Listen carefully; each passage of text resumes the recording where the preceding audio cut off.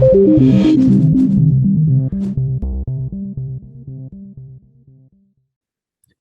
everyone, welcome to Inside In-Game Insights presented by AdInMo. I'm Yasin, advisor of demand strategy here at AdInMo, and I'm delighted to have with me Andrew Cassin, senior director of agency and enterprise partnerships at Equativ. Thanks for having me on. Thank you for joining me. Today, obviously, we want to aim to delve into the realm of in-game advertising, how we can transform it from just a mere topic of discussions into a recurring actionable media channel that seamlessly integrates within an omnichannel approach. And obviously, coming from a platform that deals with this, what's your take and how are you currently looking to leverage and push in-game to buyers at the moment? Yeah, so Equativ, Equativ has come from a rebrand of unifying three different companies: Smart Ad Server, Liquid, and Dynamic, which were both supply side and demand side focused technologies, and we kind of unified those into one seamlessly integrated full stack platform. And so, for us, equally serving the buy side and the sell side has been a key part of Equativ's mission.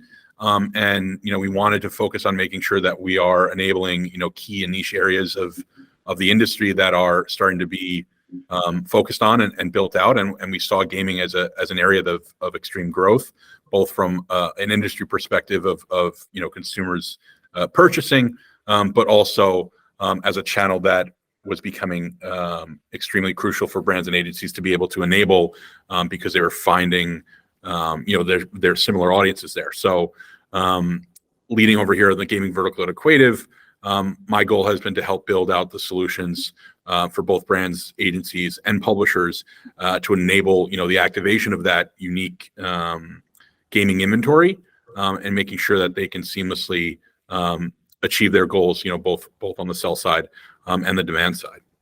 Amazing. And from your perspective, when you think about obviously gaming being an emerging format and thinking and focusing on these different areas, how do you think gaming stacks up compared to other emerging formats like CTV or digital audio or digital out of home? Yeah, I mean, definitely been seeing, throughout the industry, you can see kind of the numbers and all the different statistics being put out there, from a time spent.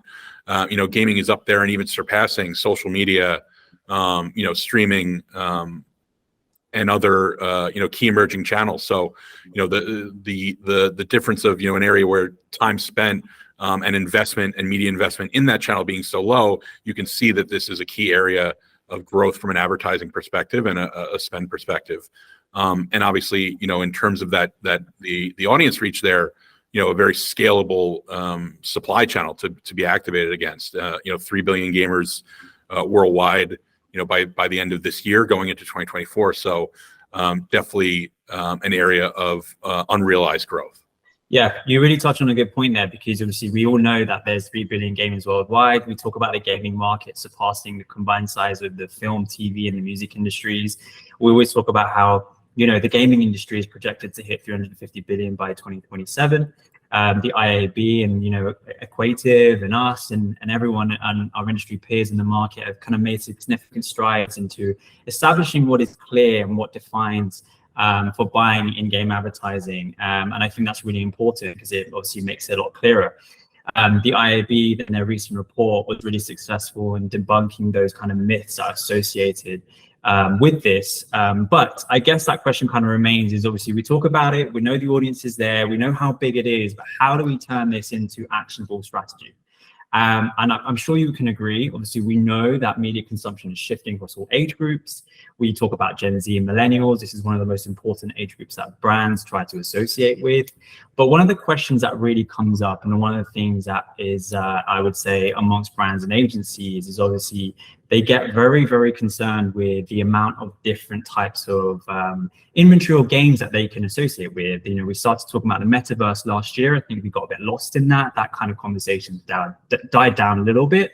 But the conversation is always around premium games and what defines a premium game. And obviously a premium is a term that's often used but lacks kind of a clear definition, because what might constitute a premium game can be very subjective.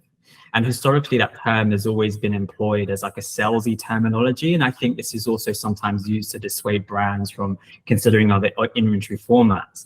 And what I really want to know and hear from your perspective is, what do you believe distinguishes a premium game from a non-premium game? Yeah, I mean, I think like you said, it is very subjective, because you do have to look at it from both sides of the equation. I mean, players, the people that advertisers are trying to reach have a different definition of what they define as premium, whether that's whether that's just seamless experience, high quality graphics, uncompromised gameplay, fluid gameplay, and then from a brand perspective, they want to define premium. They think premium is, sometimes may just be AAA titles. It may just be the Fortnites, the FIFAs of the world. Whereas I think that we're starting to see that brands are also taking into account contextual relevancy, knowing the type of gamer that is playing that game, knowing the type of gamer that, an audience that leans into that type of game, making sure that their ads are relevant to that game environment.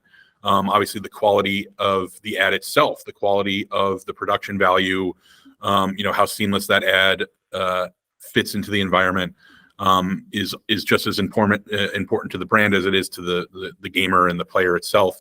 And then obviously, the engagement of that game and then the engagement of the ad within that game. So it really is, premium is in the eye of the beholder. I don't think, it's we've always thought premium, there is no kind of, when you look at it from the display world, there used to be Remnant, and there used to be, anything that just went into, premium, it was in a private exchange or private marketplace. But, as soon as header bidding came around, there was no such thing. I mean, Remnant is not a term, it was such a negative term, but, ads that are in the open exchange can be deemed just as valuable, because they're finding their audiences, brands are finding their audiences across that inventory just as much as they would in a PMP. And it's more about what can be measured, the relationship between the publisher and the buyer, and other different aspects that define, premium. Premium can be a relationship. Premium can be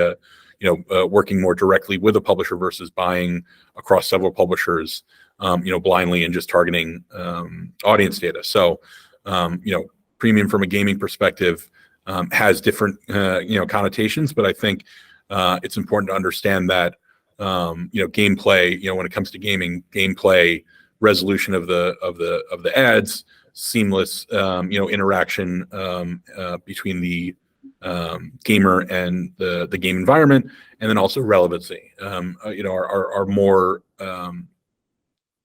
important aspects of premium than I think just AAA titles and worrying about it just being, a Call of Duty Warzone versus, a premium mobile game per se. So do you believe that you can also have mobile games that are equivalent to the level of having a AAA console title in terms of premium? Absolutely, especially because you see the rise of mobile gaming in general. That the majority of the audience is there, in terms of gamers in general, and mobile gaming is probably the largest growth area that we're seeing as we start to, more technology starts to evolve, and we'll be able to see more integrations from the PC and console side. But we see that mobile gaming is obviously the key area to invest in, and where a lot of gamers find themselves, both casual all the way to hardcore gamers who rely on mobile games and interact in mobile games. So do you see that Sega's kind of move to acquire Rovio as a strategic one to move into more of the mobile gaming and kind of tap into that? Because obviously, undoubtedly, we know Angry Birds is one of the most successful mobile franchises ever. Or was it just a cash grab? No, I think we're seeing a consolidation in the industry in general. I think you've seen it with Microsoft, Activision, Blizzard. We'll probably see more unique plays being done from the PlayStation side. I think Sega is seeing the value of the scale, the audiences, and obviously the quality of gameplay that Rovio brings with games like Angry Birds, and so they want to make sure they're getting a land grab on that as well. And like any industry, consolidation is going to happen, and gaming, I think, is where we're starting to see that kind of gold rush of finding the right partners, the right integrations, consolidating right quality supply and scalable game titles to bring under the fold and develop solutions to reach those audiences.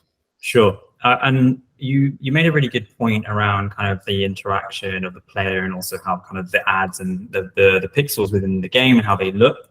Obviously, Activision did a really good research, and they demonstrated that mobile games actually could be considered as most mobile games could be considered as premium as PC and console. But then they also start to talk about things like what makes what makes a premium mobile game is actually how the in-game ads are reflected in the game. You know, whether they're skippable, have the ability to opt out, etc. What do you think in terms of the types of different creative formats within the in-game that brands and agencies should leverage when it comes to thinking about that premium element, or even in general?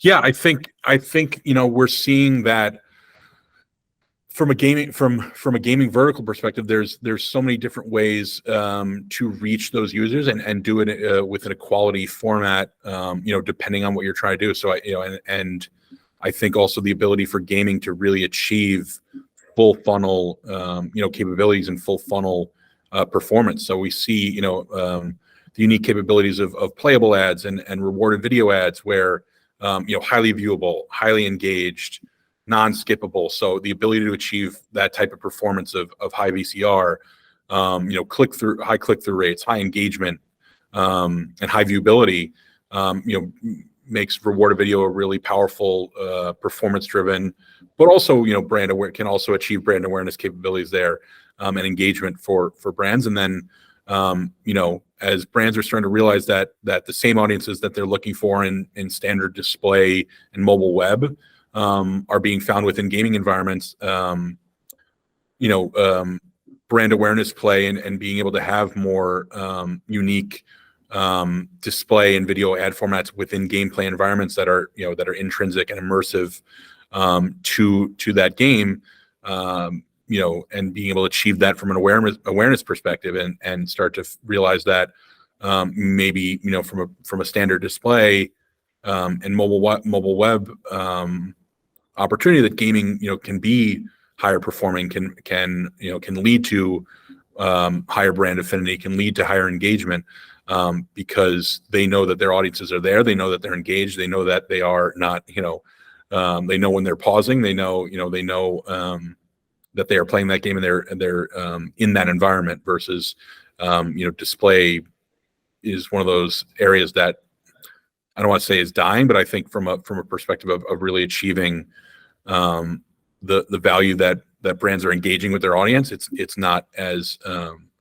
sexy as a channel as some people have been saying. And so the ability to kind of achieve that awareness with more unique units in a really cool way, and I think it brings, we talked about before, it brings the collaboration between brands and agencies and publishers even closer, because the collaboration on more creative ad units and making those ad units work within gameplay environments, I think brings a collaboration that that you don't see really in display, standard display and mobile web as much anymore.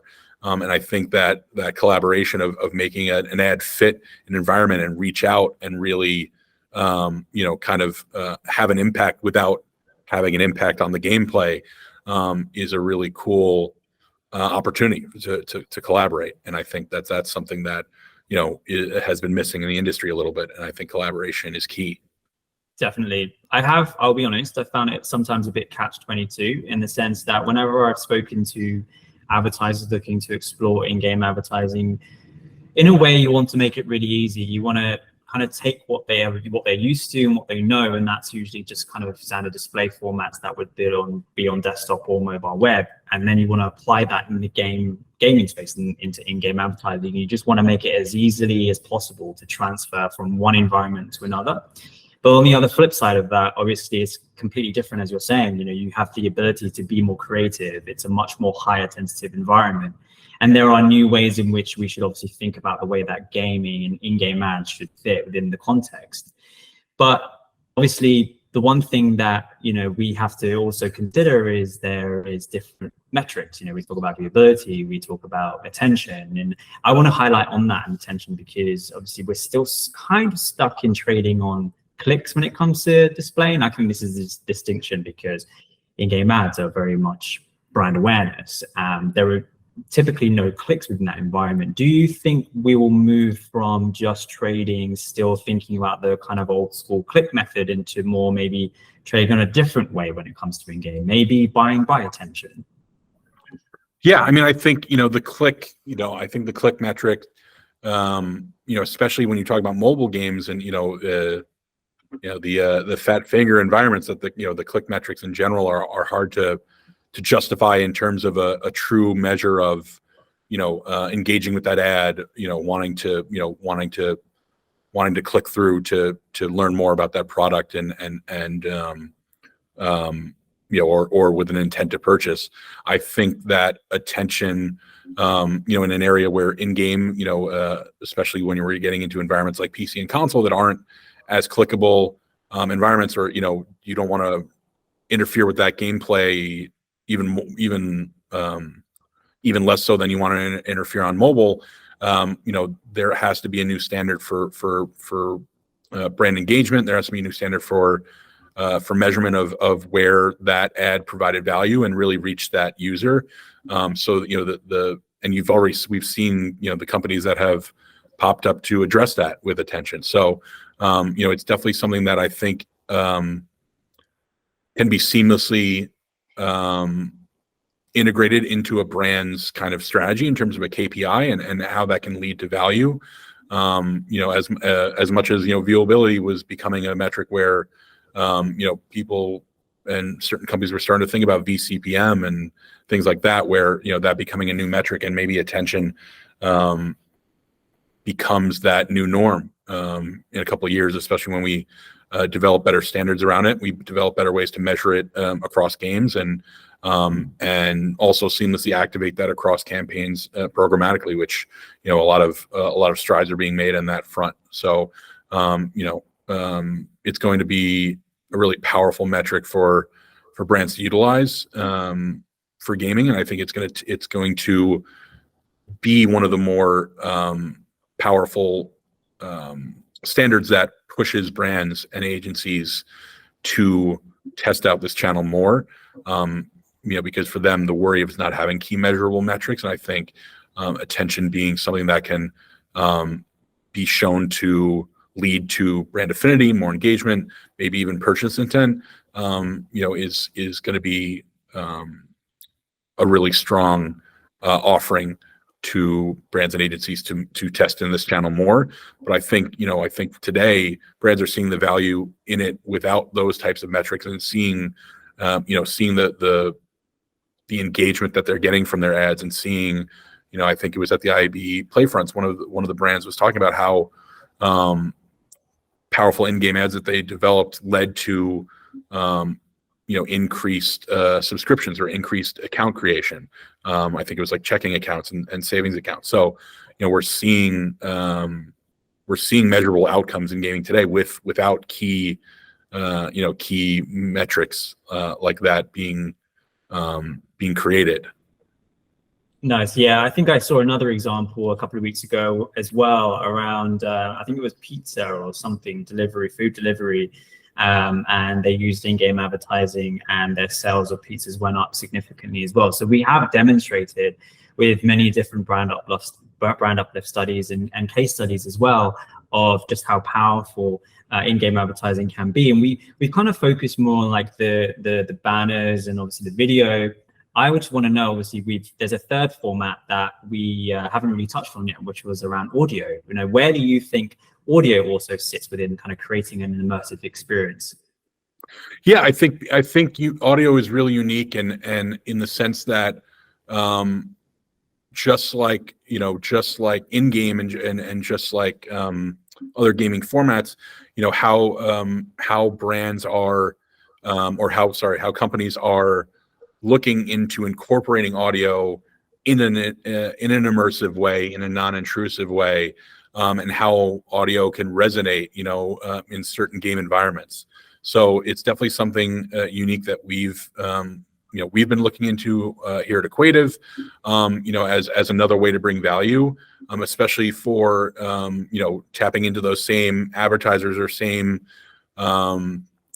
agencies that are focused on podcasts and audio in other ways. How just utilizing the growth of gaming as a channel and the growth of audio as a medium, and how the combination of those two can provide value. So we're definitely interested to see the evolution of that, and obviously the companies that are innovating in that area, we're absolutely looking to partner with to provide a more holistic gaming solution for brands and agencies globally.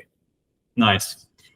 So apart from obviously banner and video and audio within in-game, what are some more kind of formats or features of gaming do you think would create that relationship between a gamer and an advertiser? Yeah, I mean, I think we talked about before. I think rewarded video is something that's been underutilized. I think from a performance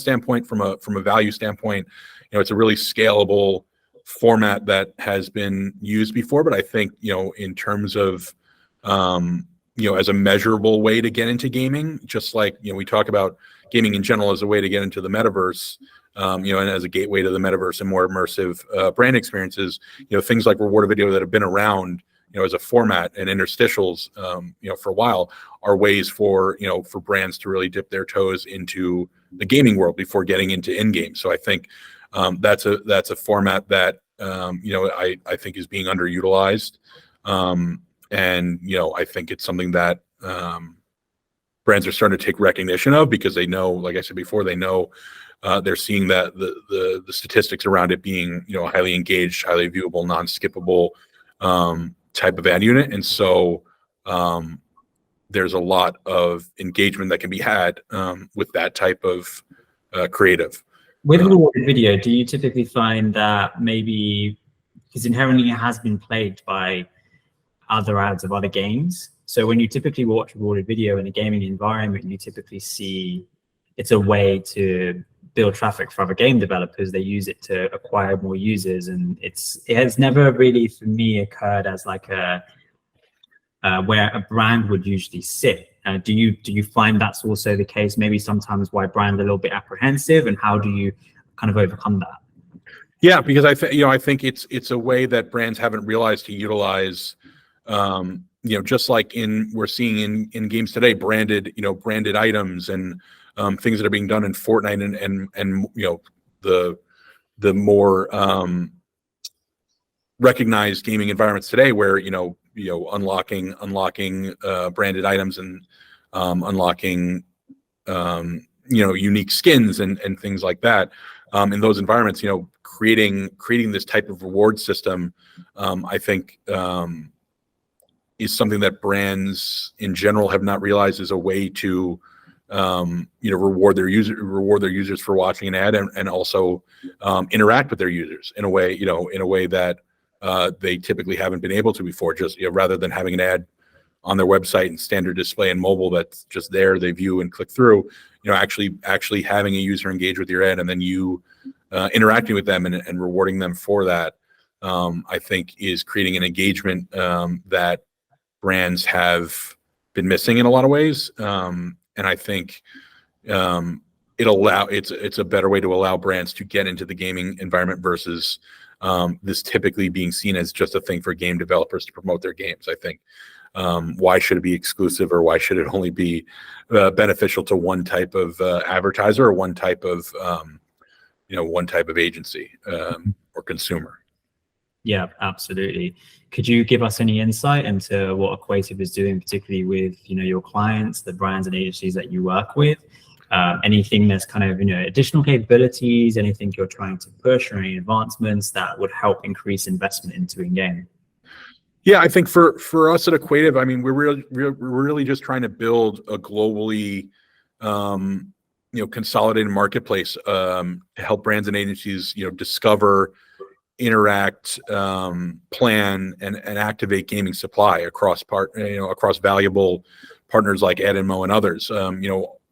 I think the biggest thing about especially new and unique advertising channels or emerging media channels is, brands and agencies don't, like you said, kind of at the beginning, is they don't know what's out there, where to get it, how to activate it, how to measure it, how to test and measure it, who offers what. And so, one of our goals is to help kind of answer that and be that kind of guide for them and give them the tools to do it themselves. And I think for us, working with key partners like the various leading in-game companies out there, working with the key attention partners to make that a measurable and easily activated metric is something that we're definitely looking into. And then also, being able to work with and being a member of the IAB Gaming Board, making sure that we're leading up, helping lead on the right standards and the right framework around activating, these newer areas like in-game, intrinsic in-game, and making sure that the right metrics, the right formats, the right standards, the right targeting capabilities, we're adhering to those and making sure that we're innovating around those to make, to help with that standardization and make it easier for brands and agencies to activate that, in a more unified way. And so, yeah, I think for us, gaming is definitely a strategic area for us, and we're really excited about the different innovations that have happened with, within in-game in general, and also the fact that it's becoming a more standardized, medium through, work with the IAB Tech Lab and the IAB MRC and other areas around things like viewability, things like 3D viewability, measurement, attention, and all those areas. So we're really excited about, what's to come this year and just being a part of all the strides that have been made, within the last, year or so. Yeah, absolutely. I totally agree. And dare I say this, and this is a question I'm going to mention a key word here, the cookie deprecation and that going away. Obviously, in-game is a perfect environment for being cookieless, but advertisers have typically relied on that specifically when it comes to obviously targeting and audience targeting. How have you found shifting away from the normal realms of the way that advertisers do target into just kind of doing this more contextual type of targeting? Yeah, I think for us and in general, I think contextual obviously is becoming the new cool again, and almost back it was during the days of the ad networks. And so contextual relevancy, whether it be on a blog, whether it be across a CTV channel or program, or whether it be within a game and a game title, is something that should be a key area of focus for brands and agencies, and something that we are definitely focusing on making it an area to plan and activate against when buying gaming supply across our marketplace. So I think we're going to see the ability to really break down what makes a gamer, what makes a casual gamer, what makes a hardcore gamer, and what types of game genres and game game content those different personas lean into, and then being able to curate and activate against that. So I think we're going to see an even bigger rise in contextual relevancy, especially when it comes to gaming, because what makes a shooter, a gamer who plays a shooter or an RPG, different from someone who loves puzzles and Candy Crush and Angry Birds. We want to know why they lean into that, what their preferences are, because that'll help us reach those audiences, not just the content that they're reading. So we really want to work with different data partners that are building that out, enhance our contextual capabilities around that, and give brands and agencies the largest type of offering to reach them across whatever way they want to reach them, whether it's across in-game ads, whether it's around unique mobile gaming formats like rewarded video, or whether it's even just reaching those gamers when they're not playing the game, when they're reading a blog, or where they're watching CTV, because we see such an affinity for people who play video games and then also stream CTV content. So we want to be able to help them reach those audiences when they're fully engaged in the game, but when they're also, you know, across the web and across other devices and channels. Yeah, absolutely. Yeah, I mean, this is all really great insights. You've made some really, you know, great points. I think you mentioned one thing, which is being excited. And I know definitely from even a partnership perspective, both AdInMo and with Equativ, we're very, you know, excited to be working together and see where this goes. And also very excited to have conversations genuinely with advertisers around this space, because it is a really exciting space to be in. And I think there's lots of really cool and innovative ways in which brands can get into it. But also, as we touched, it's very effective as well. You know, we've highlighted some examples and opportunities of ways in which, you know, in-game advertising can have massive value to brands when we talk about brand affinity or purchase intent or driving to purchase, etc. That maybe brands didn't really know about before. I just kind of want to highlight some of the points you said. Obviously, we talk about this kind of subjective nature of defining what premium really is. That's obviously a mix of, you know, the gaming environment itself. That could be a mix of how the relationship between the gamer and the game is actually forged. This could be also, you know, not just on a console environment, but also in a mobile environment. And we've seen very successful examples of how mobile can be considered a premium environment too. But not with just that. When we think about mobile advertising, when we think about in-game advertising, there's a whole, you know, array of things that you could do. You could do, you know, banner and video, and then also the power of in-game audio comes into that. And I like the fact that you touch on this rewarded video element as well too, because I think it definitely adds an element of having the ability to have more performance and having the ability to have, you know, your game kind of your brand front and center, being able to interact with that and taking that in-game advertising further down the funnel with rewarded video. And obviously the measurement element comes into this, you know, really importantly. Is there one piece of advice that you would give to agencies and brands that are thinking about doing in-game and want to touch on this? Yeah, I think, you know, I think the biggest advice that I could give is it's like, you know, it's like any channel. I mean, it's something that needs to be tested. I mean, just CTV was, you know, an area that is, you know, one of the biggest growth areas probably, you know, in advertising today. And, you know, we joke around about the year of mobile, but I feel like it's been the year of CTV for the last few years. And I think, you know, it's an area that is constantly being tested. And so why, you know, why does gaming not have to have that same type of commitment to it? I think it's you know, it's a test and learn type environment. I think we've shattered the perception that, you know, people think it needs to be this you know, billion-dollar budget that needs to go into it to make it successful, and that's not true, especially with, you know, with the evolution around programmatic, you know, capabilities and programmatic technology.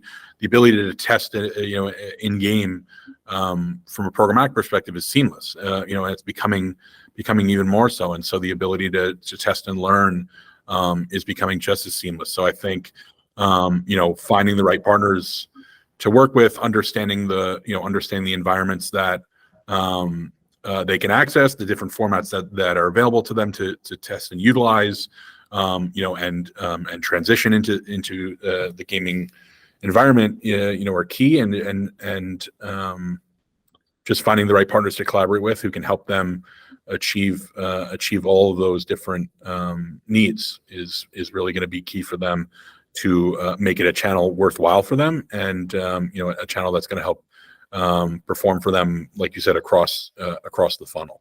So you're saying any budget will do? Any budget, but we prefer six figures, obviously. Of course. Great. Well, thank you, Andrew, for joining me on this video today. Thank you for everyone that's watching. Obviously, our contact details will be on here if you wish to get in touch. And we hope to speak to some of you soon about the power and realms of in-game advertising.